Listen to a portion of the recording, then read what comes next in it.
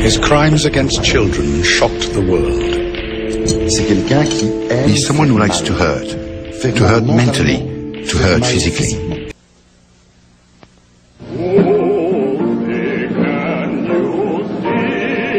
Once one of America's top Republicans, Lawrence King is serving a 15-year prison sentence for a multi-million-dollar fraud.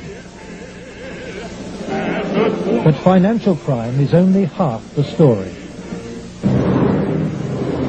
This is the true story of Lawrence King. It is the story of a cancer at the heart of America and of its continuing cover-up at the highest level. His arrest sparked protests that brought his home country, Belgium, to the brink of revolution. We were just informed that as from today you stop your investigation. And that was it.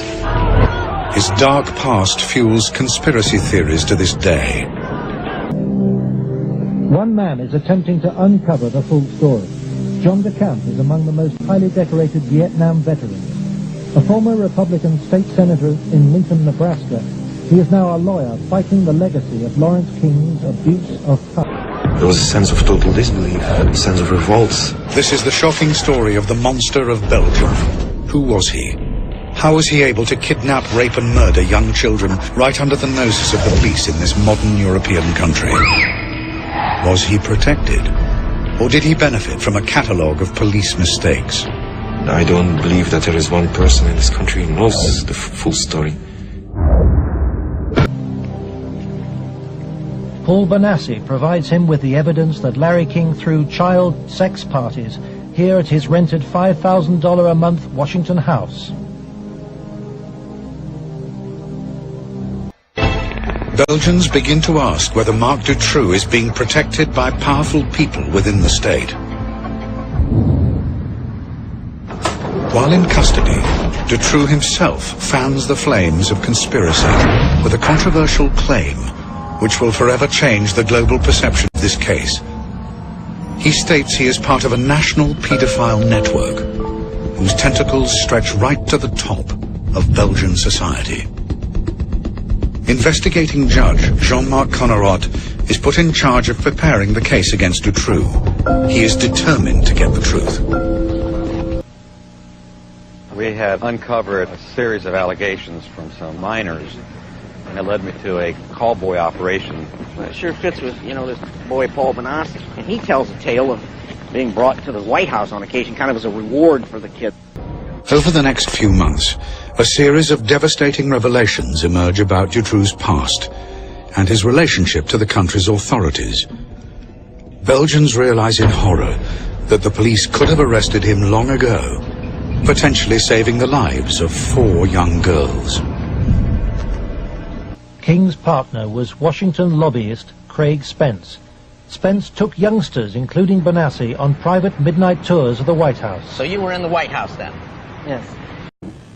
And if Washington doesn't have enough to talk about these days, the Washington Times reported today that unidentified White House aides in the Carter, Reagan, and Bush administrations now are being investigated for using the services of a call boy ring.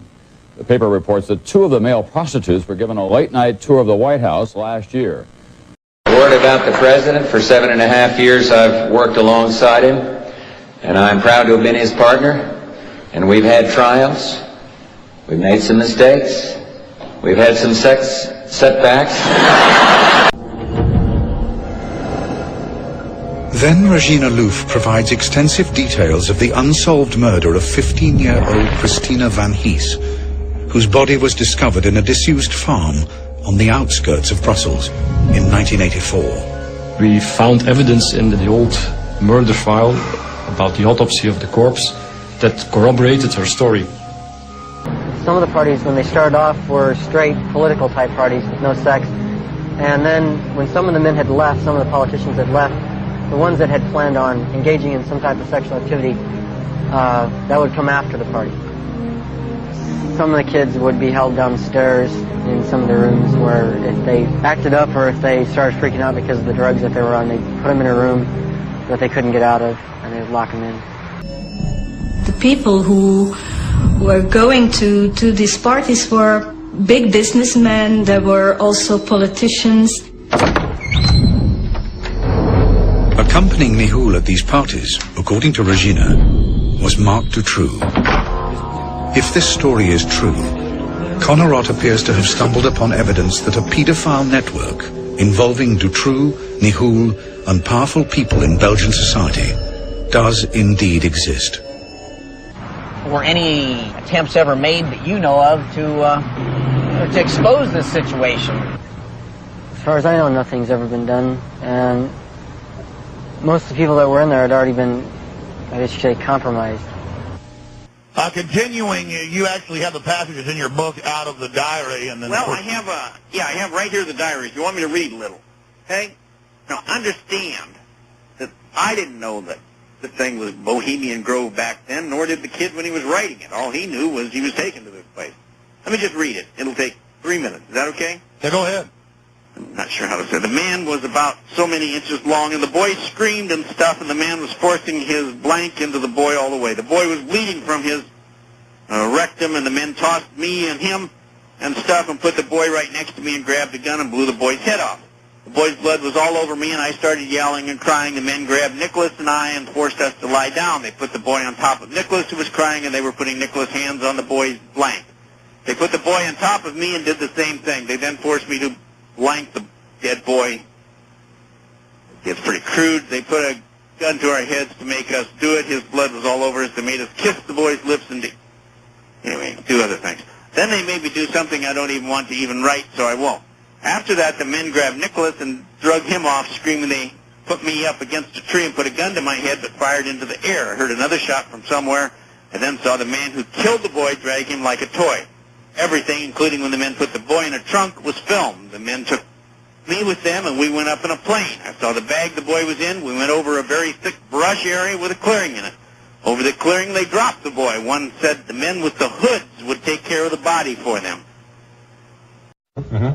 What do you do for recreation now? That's recreation. I work. You ever hike up into the mountains? Oh, yeah, I do that for, I like to kill. And when you say kill, you're talking about what, neighbors? What, We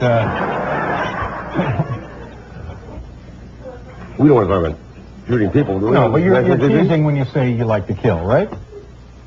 Yeah. No, I'm not teasing. I used to like to kill. When I realized that I was hunting in order to kill.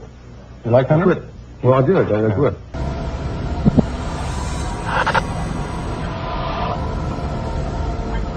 However, Judge Coverups' investigation into Regina Louf's claim of the existence of a powerful paedophile network is suddenly brought to a halt. In October 1996, he is sacked. His attendance at a dinner thrown by the families of Dutroux's victims is deemed a conflict of interest by his superiors in the Ministry of Justice.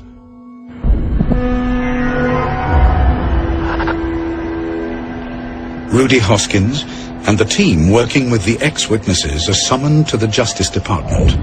We were just informed during that meeting that already, as from today, you stop your investigation. And that was it.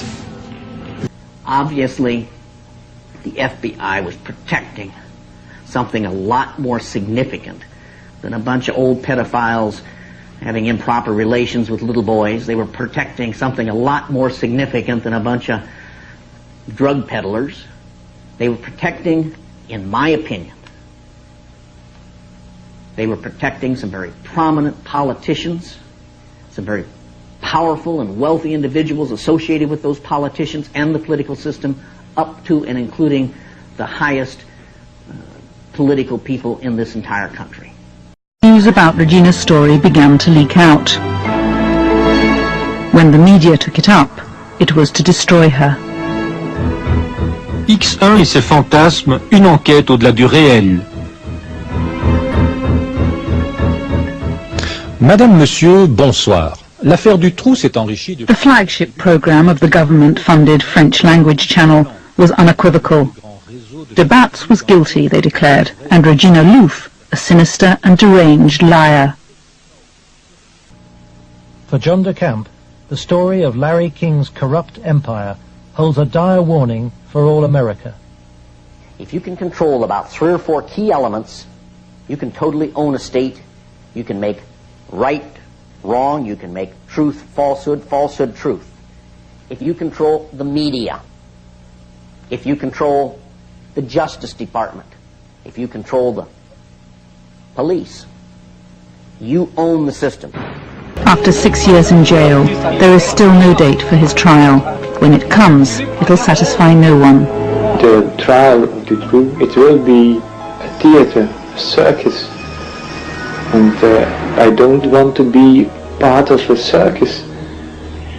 The truth is that there is a network, and that they have to search for that network, so that you can save other children in the future. In this country we will never get to the truth. There is just too much truth that needs to be exposed.